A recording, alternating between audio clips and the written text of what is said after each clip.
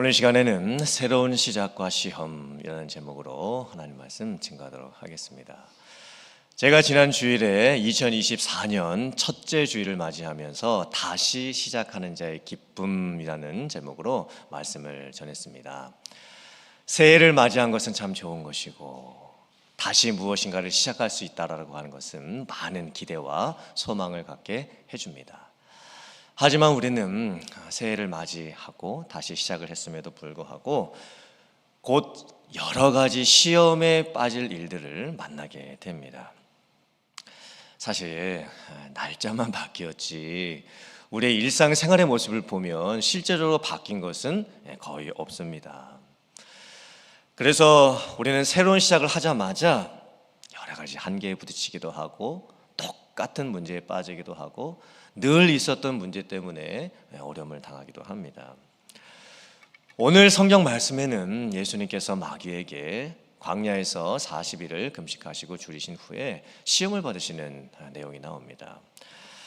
예수님께서 30년을 기다리셨다가 드디어 공적 사역을 시작을 하셨습니다. 예수님께서 드디어 자기 자신이 메시아 또 그리스도 구원자가 되심을 선포를 하시면서 하나님의 사역을 시작을 하십니다. 30년 동안 준비하셨던 사역이었습니다. 30년 만에 이제 첫 새로운 사역을 시작을 하시게 된 것입니다. 그렇다면 많은 사람들이 예수님을 환영해 주고 또 예수님께서 여러 가지 놀라운 기적들을 일으키시고 예수님이 유명해지고 또 높임을 받고 인정을 받는 그런 일들이 펼쳐져야 되는 것 아닐까요? 그런데 왜 예수님께서 새로운 시작을 사역하시자마자 예수님은 마귀에게 시험을 받으셔야 했을까요? 그냥 시험을 받으시는 것도 아니셨습니다. 광야에 가셔서 40일 동안 밤낮으로 줄이시는 금식을 하시게 됩니다. 또 더 놀라운 것은 성령께서 예수님을 이끌어 가셔서 광야로 데려가셨다라는 겁니다. 이게 참 놀라운 부분이죠. 도대체 왜 성령께서는 이제 30년 이제 공생의 사역을 이제 시작하시게 되는 이 시점에서 굳이 예수님을 광야로 이끌어 가셨을까요? 새로운 시작을 하는 이 시점에 좋은 일들만 생기면 얼마나 좋겠습니까? 예수님께서 영광을 받으시고 능력을 나타내시고 사람들에게 인기를 얻으시는 이런 일들이 생기면 얼마나 좋겠습니까? 그런데 왜 성령께서 예수님을 이끌어 가시고 광야로 데려가셨을까요? 왜 40일 동안 금식을 시키셨을까요? 그리고 예수님이 굳이 왜 사단에게 시험을 받으셔야만 했을까요?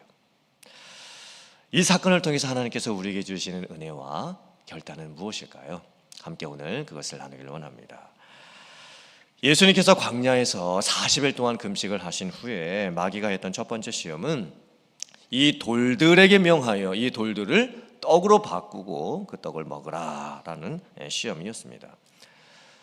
예수님께서 광야에서 40일 동안을 금식을 하셨으니까 배가 많이 고프셨겠죠. 가장 힘든 것이 배고픔 아니겠습니까?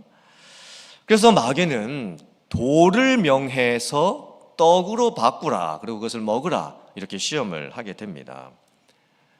즉 너의 능력을 한번 증명해 봐라. 네가 만약에 하나님의 아들이거든 네가 돌을 명해서 떡으로 바꿀 수 있지 않겠느냐 증명을 한번 해봐라 이렇게 시험을 합니다. 사실 예수님께서는 그런 능력이 있으셨죠. 예수님께서는 하나님의 아들이셨고 수많은 기적을 일으키실 뿐만이 아니라 나중에는 죽은 사람도 살려내시기 때문에 돌을 명해서 떡으로 바꾸는 것은 그렇게 어려운 일이 아닙니다. 그런데 왜 예수님은 그렇게 하지 않으셨을까요?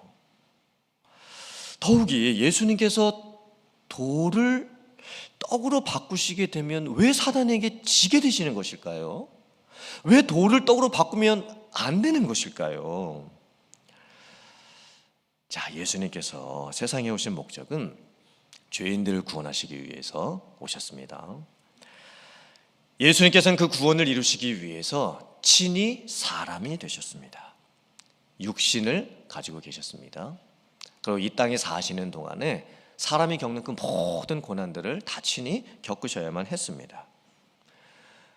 예수님은 이 세상에 육신을 갖고 오셔서 낮아지셨습니다. 자기를 비우셨습니다.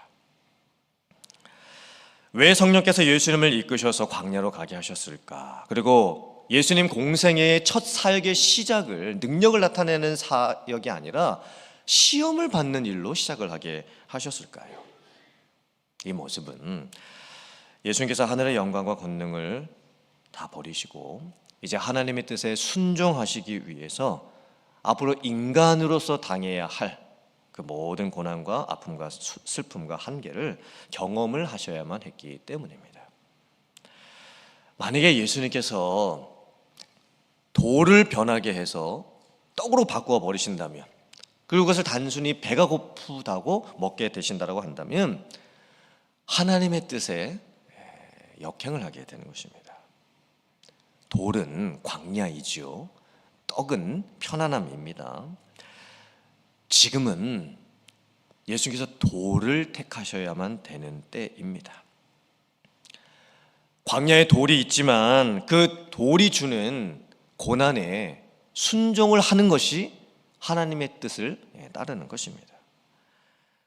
만약에 예수님께서 충분히 돌을 명해서 떡으로 바꿀 수 있으시지만 이 돌을 명해서 떡으로 바꾸시게 된다면, 그리고 그 떡을 먹게 되신다라고 한다면 예수님께서 육신을 입고 세상에 오시고 이제 앞으로 십자가에 죽으시게 되는 그 고난까지도 받으셔야만 하게 되는데, 만약에 예수님이 돌을 명해서 떡으로 바꾼다라고 한다면 그 하나님의 뜻에 온전히 순종을 하시게 될 수가 없는 것입니다. 그래서 돌을 떡으로 바꾸면 안 되는 것이었습니다.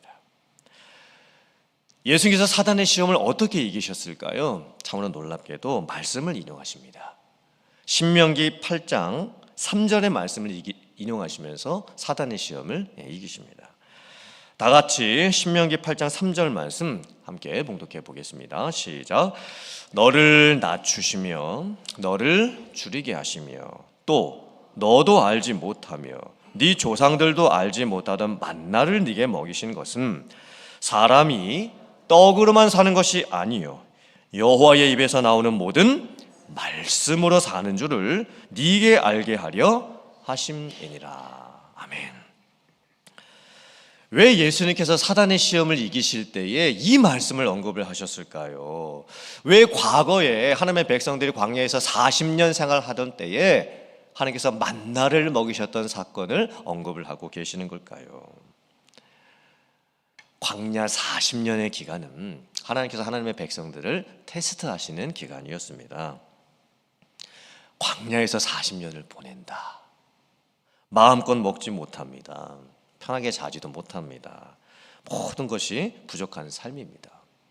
그때 하나님의 백성들은 겸손함을 배웁니다. 인간의 한계를 경험을 합니다. 매일매일이 생존의 연속입니다. 음식을 만들어 먹으려면 재료가 필요한데 광야에서 어떻게 음식 재료를 구하겠습니까?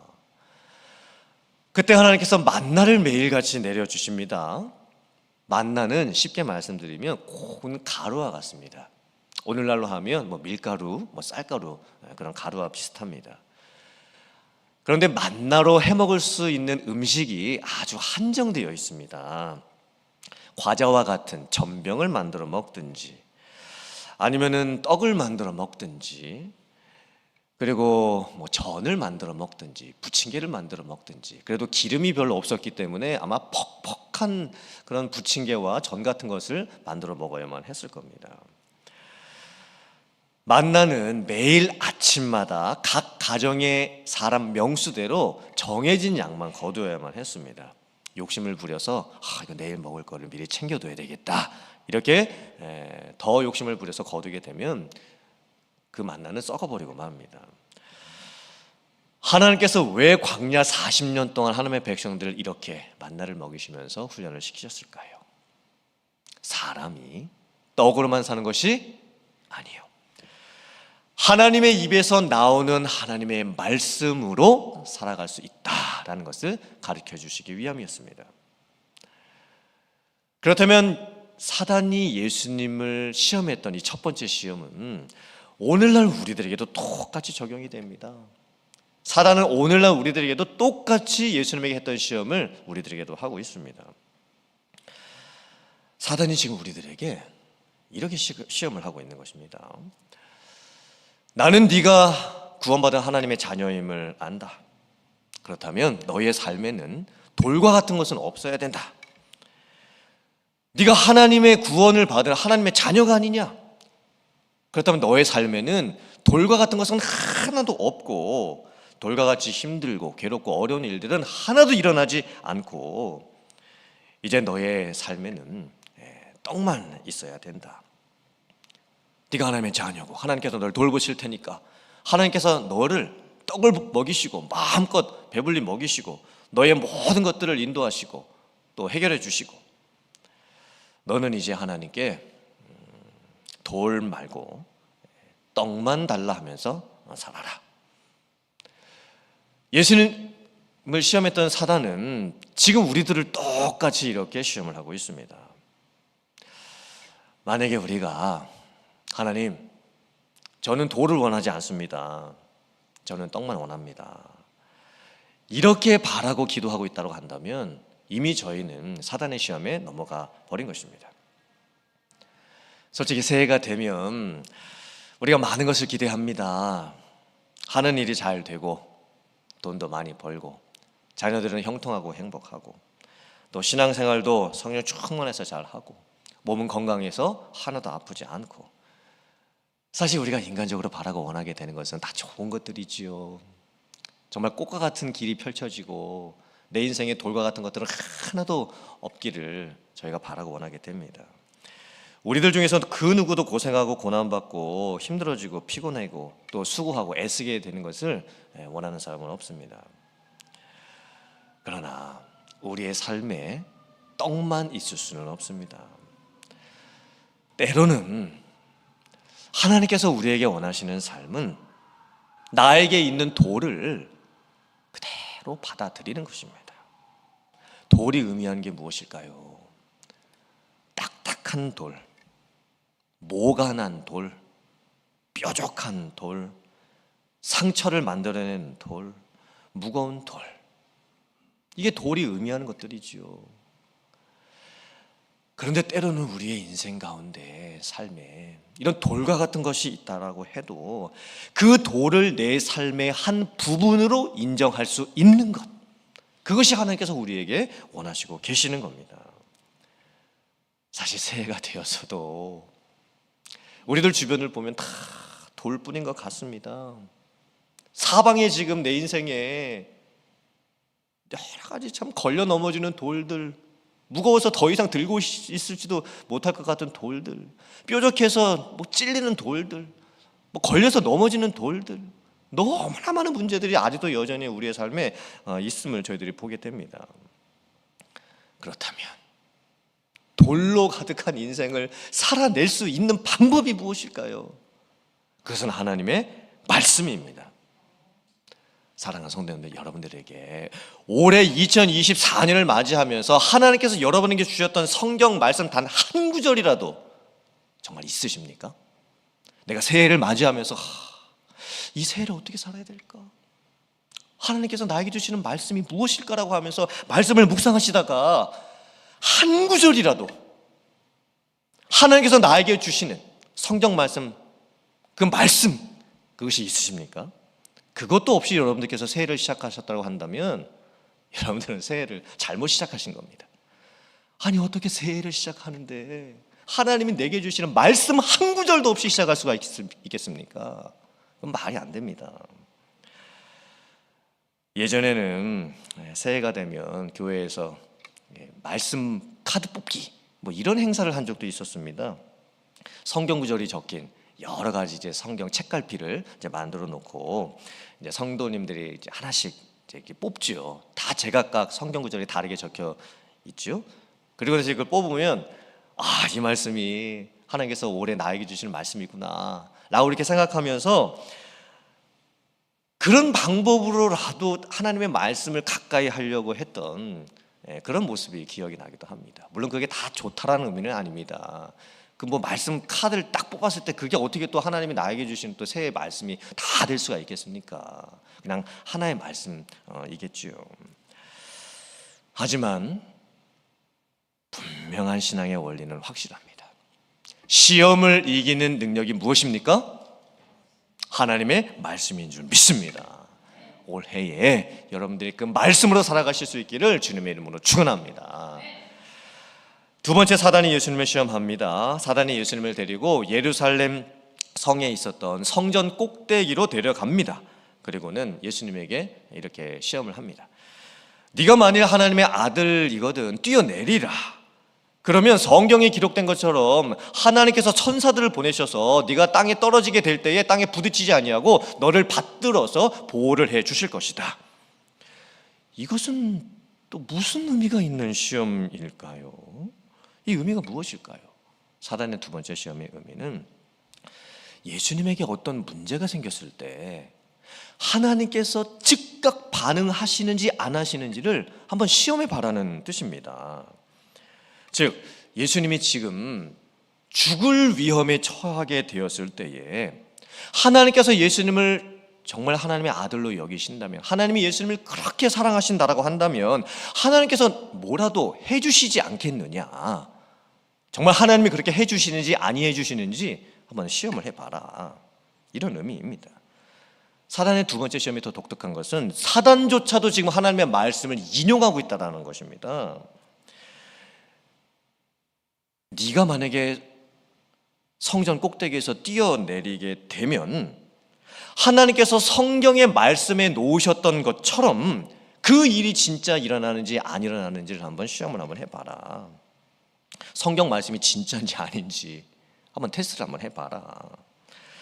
예수님께서 성전 꼭대기에서 떨어지셔서 이제 땅에 부딪혀 죽게 되신 상황이시는데, 만약에 그때에 하나님께서 너를 위해서 아무것도 안 해주신다고 한다면 하나님께서 너를 하나님의 아들로 여기신다는 것도 다 거짓말이고, 또 하나님께서 너를 지켜주시고 보호해 주시겠다라고 약속했던 그 하나님의 말씀이 적혀있는 이 성경도 다 거짓말이다.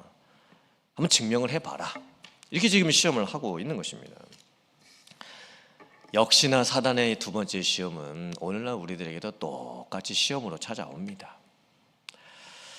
우리가 신앙생활을 하다가 보면 하나님께 실망하게 될 때가 있습니다. 하나님이 정말 계시다면 어떻게 나에게 이런 일을 당하게 하실 수가 있을까? 하나님이 나를 정말 사랑하신다면 왜 나에게 이런 일들을 당하라고 하시고 계시는 것일까? 정말 하나님이 나를 사랑하시는 것이 맞을까? 사탄이 오늘날 우리들에게도 이렇게 시험을 합니다. 네가 하나님께 도움을 한번 요청을 해봐라. 네가 지금 당하고 있는 힘든 일을 가지고 하나님께 나아가서 하나님께 도와달라고 기도를 한번 해봐라. 만약에 하나님께서 너의 상황을 지금 당장 해결해 주시지 않는다면 하나님이 너를 사랑하시는 게 아니다. 네가 그렇게 하나님께 나아가서 부르짖고 그렇게 하나님 앞에 매달려서 기도를 함에도 불구하고 여전히 너의 삶에 그 고난이 해결되지도 않은 채, 그 문제를 가지고 네가 몇십 년을 기도하고 있는데도 그 문제가 해결되지 않은 채 너의 삶에 여전히 남아있다고 한다면 하나님이 너를 사랑하시지 않는 거다. 지금 사단은 여전히 똑같은 방식으로 우리들을 시험을 하고 있습니다. 우리가 이 시험을 어떻게 이길 수가 있을까요? 그 답은 예수님의 말씀에 있었습니다. 예수님의 답변에 있었습니다. 예수님께서 어떻게 사단의 시험을 이기십니까? 또 성경을 인용하시면서 말씀을 하십니다. 기록되었으되 주 너희 하나님을 시험하지 말라. 이 의미가 무엇일까요? 하나님께서 우리의 어려움을 당장 해결해 주시지 않는다고 해도 하나님은 여전히 우리를 사랑하고 계십니다. 내가 하나님께 내 문제를 해결해 달라고 오랫동안 기도했지만 그 기도가 응답되지 않고 있다고 해도, 하나님께서 나에게 즉각 반응을 하시지 않는다고 해도 하나님은 여전히 나를 사랑하고 계십니다. 나에게 문제가 있고 힘든 상황이 해결이 되지 않고 있어도 하나님은 결단코 나를 버리신 것이 아닙니다. 히브리서 12장 5절과 6절 말씀 같이 봉독해 보겠습니다. 시작. 또 아들들에게 권하는 것 같이 너희에게 권면하신 말씀도 잊었도다. 일렀으되 내 아들아 주의 징계하심을 경히 여기지 말며 그에게 꾸지람을 받을 때에 낙심하지 말라. 주께서 그 사랑하시는 자를 징계하시고 그가 받아들이시는 아들마다 채찍질하심이라 하였으니. 아멘. 육신의 부모님들도 자녀들이 잘 되게 하기 위해서 때로는 매를 들 때가 있습니다. 훈계를 할 때가 있죠. 만약에 내가 나와 상관없는 아이들이 잘못하는 것을 보면 그냥 내버려 둘 때가 많이 있습니다. 나와 상관없는 아이를 내가 훈계하는 것은 어렵죠. 훈계를 안 하는 게 아니라 아마 못할 겁니다. 왜냐하면 잘못 훈계를 했다가 괜한 오해를 불러일으킬 수가 있습니다. 하지만 내가 내 사랑하는 자녀가 잘못하는 것을 보게 된다면 내가 정말 그 아이를 사랑하고 있기 때문에, 내가 부모이기 때문에 그냥 놔둘 수가 없습니다. 말로 훈계를 하고 또 적당하게 타이르기도 하고 또 부모로서 모범을 보여주기도 하고, 정 안 되면 아이들이 이제 어리면 커서 때리면 안 되겠고, 아이들이 이제 어렸을 경우에는 매를 댈 수도 있겠죠. 육신의 부모님들도 육신의 자녀들이 잘 되게 하기 위해서 때로는 징계를 할 때가 있습니다. 하나님도 마찬가지이십니다. 하나님께서 우리들을 꾸짖으실 때가 있죠. 하나님께서 우리를 징계하실 때가 있습니다. 하지만 이 징계는 벌이 아닙니다. 퍼니시먼트 아닙니다. 디스플린, 훈계입니다. 만약에 하나님께서 내가 내 마음대로 살고 있는데도 나를 그냥 내버려 두신다. 내가 내 자신의 모습을 봤을 때도 내가 요즘 이렇게 살면 안 될 것 같은데, 이건 내가 좀 잘못하고 있는 것 같은데, 내가 나를 봐도 내 스스로 알고 있습니다. 그런데 하나님께서 그렇게 잘못 살고 있는 나를 그냥 그대로 그냥 내버려 두신다. 그게 더 문제입니다. 그게 진짜 더 문제가 될 수가 있습니다. 사랑하는 성도님들, 새해가 시작이 되었습니다. 우리가 기대하고 원하는 게 참 많습니다. 벌써 14일이 지나가고 있습니다. 그런데 아직 여러분의 삶에 아무런 변화가 없습니까? 그냥 문제는 똑같이 있습니까? 그때 하나님이 안 계신 것 같이 느껴지기도 하고, 하나님이 나를 사랑하시지 않는 것처럼 느껴지기도 하고, 하나님이 정말 나를 버리신 것처럼 그렇게 느껴지는 순간이 때로 찾아오십니까? 시험을 이기셔야 합니다. 하나님께서는 내가 고난을 당하고 문제를 당하고 있는, 시험을 당하고 있는 그 상황 가운데서도 여전히 나를 사랑하시는 나의 하나님이 되신 줄 믿습니다. 여전히 하나님은 나를 기억하고 계십니다. 하나님은 내 곁에 계십니다. 그리고 연단의 때가 지나가면, 하나님이 허락하시는 그 징계의 훈련의 때가 지나가게 되면 반드시 하나님께서 주시는 축복과 평안이 찾아오게 될 줄 믿습니다. 사단이 예수님을 시험했던 세 번째 시험은 무엇이었습니까? 사단이 이번에는 예수님을 지극히 높은 산 위로 데려갑니다. 그리고 천하 만국을 보여줍니다. 이 세상이 가지고 있는 큰 영광을 보여줍니다. 그리고 자기에게 절을 하면 예수님이 보는 이 모든 것을 너에게 주겠다라고 시험을 하게 됩니다. 이 세 번째 시험의 의도는 또 무엇일까요? 천하 만국과 영광을 보여준다. 이 세상에 있는 모든 부귀와 명예와 권력과 또 그 모든 세상의 것들을 너에게 내가 주겠다. 하지만 나에게 절을 해라. 이 시험의 핵심이 무엇일까요? 누가 주인인가를 가지고 지금 사단이 예수님을 시험하고 있는 겁니다. 이 시험의 핵심은요, 누가 주인이냐. 사단은 마치 자기가 이 세상의 주인인 것처럼 속입니다. 사실 사단은 세상의 주인이 아니지요. 세상의 주인은 하나님이십니다. 예수님이십니다. 그런데 마치 사단은 자기가 세상의 주인 된 것처럼 속입니다. 그리고 세상에 있는 것들이 많이 있죠. 돈과 명예와 성공 등 그 세상의 것들을 얻고 싶다면 나를 섬겨라. 나를 주인으로 삼아라. 그리하면 네가 바라고 원하는 이 세상의 모든 것들을 내가 너에게 주겠다. 지금 이렇게 시험을 하고 있는 겁니다. 예수님께서 이 시험을 어떻게 이기셨을까요? 예수님께서 또 성경 말씀을 인용하십니다. 이번에는 신명기 6장 13절 말씀을 인용하셨습니다. 주 너희 하나님께 경배하고 다만 그를 섬기라. 왜 예수님께서 신명기 6장 13절 말씀을 인용하셨을까요? 이 말씀을 인용하신 이유와 배경이 참 중요합니다. 예수님께서 신명기 6장 13절 말씀을 인용하셨을 때 그 뒷 배경이 무엇이었을까요? 어떤 사건을 배경으로 해서 신명기 6장 13절 말씀을 인용을 하셨던 걸까요? 그 앞쪽을 보면 이런 내용이 나옵니다. 신명기 6장 10절 11절 말씀 화면 보시고 같이 한번 봉독해 보겠습니다. 시작. 네 하나님 여호와께서 네 조상 아브라함과 이삭과 야곱을 향하여 네게 주리라 맹세하신 땅으로 너를 들어가게 하시고 네가 건축하지 아니한 크고 아름다운 성읍을 얻게 하시며 네가 채우지 아니한 아름다운 물건이 가득한 집을 얻게 하시며 네가 파지 아니한 우물을 차지하게 하시며 네가 심지 아니한 포도원과 감람나무를 차지하게 하사 네게 배불리 먹게 하실 때에. 이 말씀 잘 보시고요. 계속 반복되는 내용이 무엇입니까? 이 말씀에 나오는 계속 반복되는 내용. 네가 하지 아니한, 네가 하지 아니한, 이 말씀이 계속 반복돼서 나옵니다. 집을 얻게 될 것이다. 성읍을 얻게 될 것이다. 물건을 얻게 될 것이다. 우물을 얻게 될 것이다. 포도도 얻게 될 것이다. 감람나무 열매도 얻게 될 것이다. 그런데 그 모든 것이 네가 한 것이 아님을 기억해라. 네가 먹고 배부르게 될 것이다. 그것도 네가 한 것이 아님을 기억해라. 이 의미가 무엇일까요? 주인이 내가 아니라는 거죠.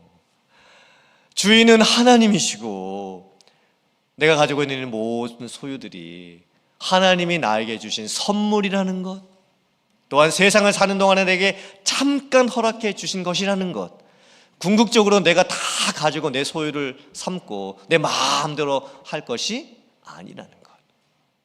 내가 한 것은 하나도 없다.